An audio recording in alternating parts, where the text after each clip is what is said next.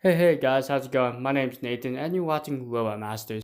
In this video, we're gonna do a head-to-head challenge with the Roborock S5 Max versus the Ecovacs Deebot 950.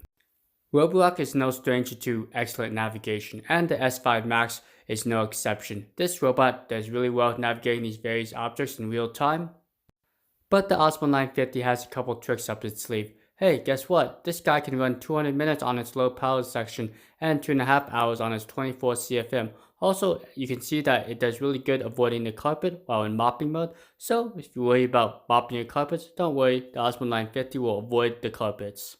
So, which robot will do the best, the 950 or the S5 Max? We'll do 2 rounds. Okay, it's time to bust out the scale so we can see how much these dustbins weigh for both the 950 and the S5 Max. We'll start with the 950.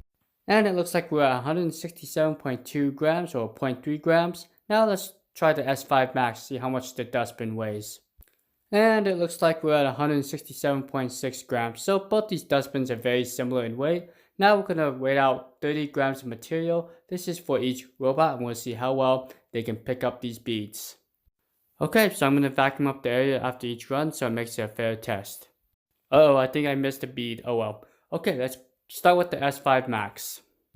The S5 Max has no problem going on the carpet with its mopping pad, so within the app you may want to create no mopping areas so it avoids this.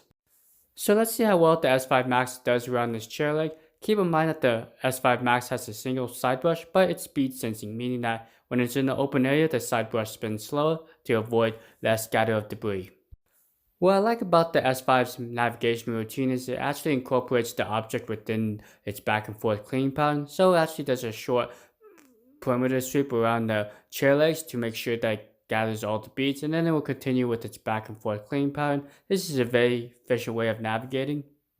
For this testing, I'm going to have each robot do a single sweeping test and we'll see how much it picks up in the initial run. Then I'll have the robot do a second run and see if it can pick up the remainder of the beads.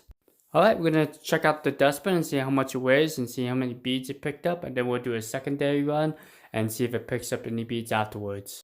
I have both robots set to the maximum vacuum level, but for the water level they're set to minimum. I like both on the S5 Max and the Ozmo 950 that the dustbin's top loading makes it really easy to remove the dustbin. Okay, so it looks like we're at about 195.5 grams. This is a really good initial pickup test. Let's go ahead and see how much it can pick up after doing a secondary run. So if you like this style of video where it's mainly focused on the robot vacuum in action, please smash the like button, help me gauge if this video is popular. Also, if you're new to my channel, welcome, my name's Nathan. I have a ton of different robot vacuums I review on my channel, and I like to provide the best information about these robot vacuums. Since the S5 Max is on my carpet with its mopping pad, I wanted to see if it was actually shutting off the water pump while it's on my carpet so it's not getting my carpet wet. I did feel that the carpet was dry, so it looks like the S5 does have the ability to shut off the water pump, but once it gets on the hardwood floors, it will activate the water pump, so that's a nice feature. Both robots have carpet detection, so in vacuum mode they actually will increase the suction. Okay, so here's the secondary cleanup challenge and we'll see how much the S5 Max picked up.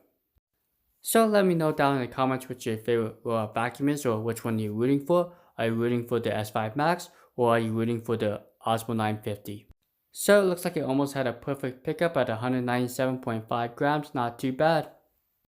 Okay, let's go ahead and send the S5 Max home. You can either do this by the app or you can press the physical home button on the robot, very simple. But for the Ozmo 950, since it only has a single button, you actually have to hold down the power button for 3 seconds to send the robot home.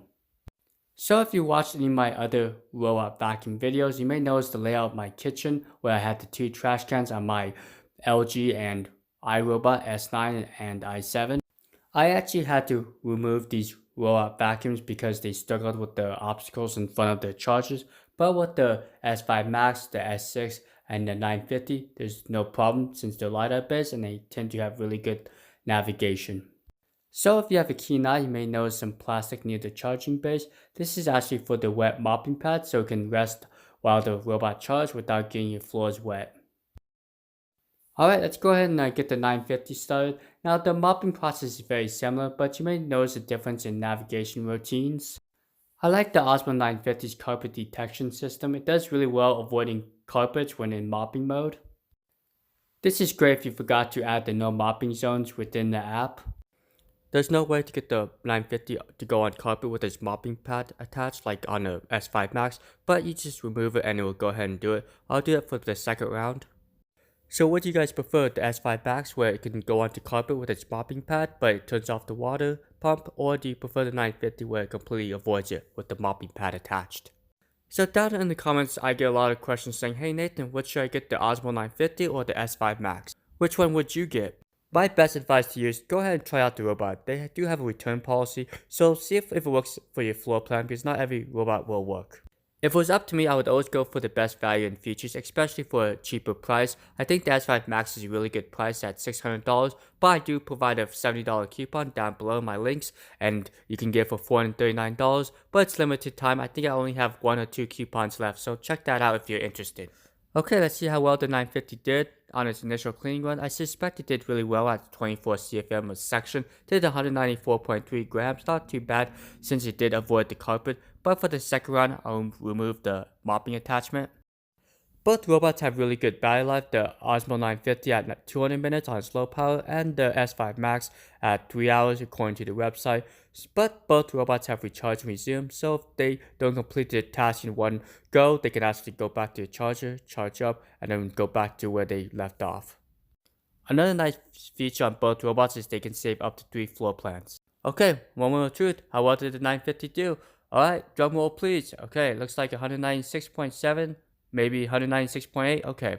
My scale likes to always add 0.1 at the very end. So 196.8, 98% score, not too bad. Okay, to send the Ozmo 950 home, just hold down that power button for 3 seconds and it will start returning to home. Now, one great feature about the 950 is its clean interface. Really doesn't make it confusing with a bunch of buttons, just a single button and it's multi-function. What I like about these light-up based robot vacuums is you can place the charger anywhere in your home. So I have some obstacles in front of the charging base, but the robot can easily navigate around them, both the S5 Max and 950. And if you find that the charging location is not ideal, you can always physically move the charging location and the robot will update the charging location. Also, you can physically move the robot and the robot can update its location as well. So you guys have a great rest of your day, week, weekday, weekend. Hope you guys are safe out there. I'll see you guys next time. And stay tuned for the S5 Max versus the S6 video coming up.